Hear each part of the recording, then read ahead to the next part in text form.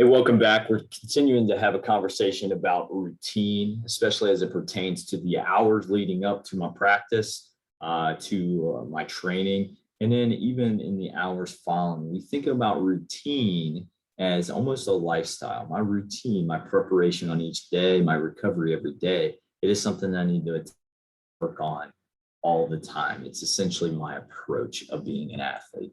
Okay. Last week, we talked about the introduction of what a routine is, essentially a sequence of events that prepare me to be elite performers on the field. Okay. So in the hours leading up to practice, we call this the pre-activation period. Okay. The hours following practice, we call that post-recovery. And then we talked about the idea of finding a way to keep our plan simple enough and fluid enough that we can repeat it over the course of time throughout the season. Today, I want to spend a little bit of time, especially on the very beginning part of our routine, the hours leading up to practice. We'll call this the pre-activation routine. Okay, so much like this space shuttle taking off from its launch pad here, same thing for us as athletes. Before I move, before I get going on the field, there's a series of events that have to take place. For the space shuttle, in the hours leading up to it, it was put into place on the launch pad. Fuel was put into its fuel reserves. Okay, all the computers were turned on. And then finally, a spark occurred where the fuel ignited, and then over time, it started to lift off and elevated up into the atmosphere. The same thing holds true for us as athletes. I need to have an order of events that's going to prepare me to go from zero, sitting on the launch pad, to actually moving on the field. When we look at our timeline, we can break it into 4 different components: fueling, increasing blood flow, priming, and then finally using that pre-practice warm up for your advantage for your final element. Okay, so when we think about fuel, we need to always consider food and hydration as fuel. For our routine, our pre-activation period, in the 90 minutes leading up to practice, 90 minutes leading up to training, we want to take in 90 grams of carbohydrate. Carbohydrate is our fuel. For sports like football, basketball, explosive type sports, carbohydrate is the primary source of the fuel that causes contraction of muscles. Okay. Some different options for achieving 90 grams of carbohydrate are listed here. I would really encourage everyone to speak with Miss Leanne to continue to dial that in for you. The second element, we want to increase blood flow.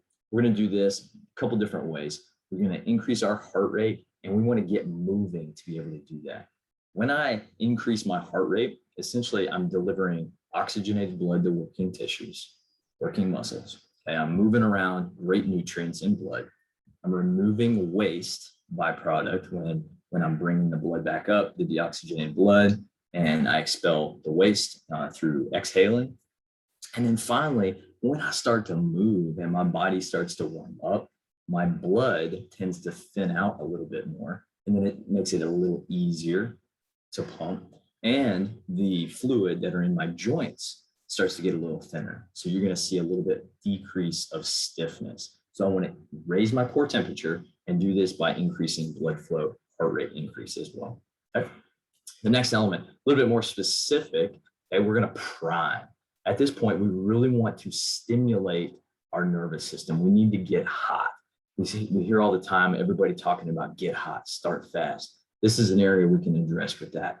We can do this a couple different ways. We want to take our body from a rest and digestion state known as parasympathetic state to more of a sympathetic state. Okay, so gas pedal.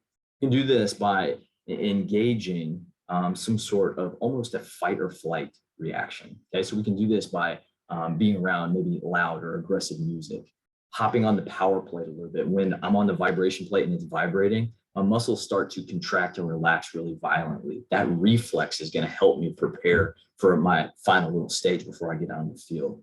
Do something that pertains to reacting. So if I have a partner and I want to toss some tennis balls back and forth, call out names, catch cards that are thrown, anything like that, that excitation will allow me to continue to get hot before I get on the field. In the hours leading up to practice too, we have on here limit phone use. for a lot of us as athletes, we want to keep a wide sight line. We want to be able to have a wide view. When I'm looking at my phone, oftentimes I'm looking down, my line of sight, my field of vision is actually starting to get narrow. So in the hours leading up to practice, let's stay off our phone.